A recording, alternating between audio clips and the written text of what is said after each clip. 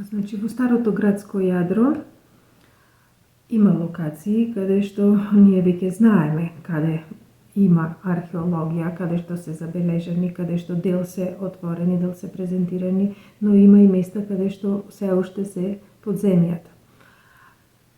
Секогаш при земјено-градежни работи мора да се информира од страна на собствениците до завод и музеј. Тогаш ние настапуваме со стручниот тим археолози, со претходно добиена дозвола за археолошки истражувања од страна на Управата за заштита на културното наследство во Скопје и се прават заштитни археолошки искупувања, доколку понатака се пронајде нешто, може да следуваат и систематски археолошки истражувања.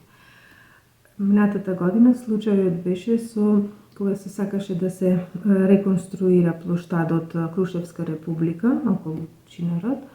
Таму се правеа сондажни археолошки истражувања, но таму ќе биде само реконструкција, односно партерно уредување.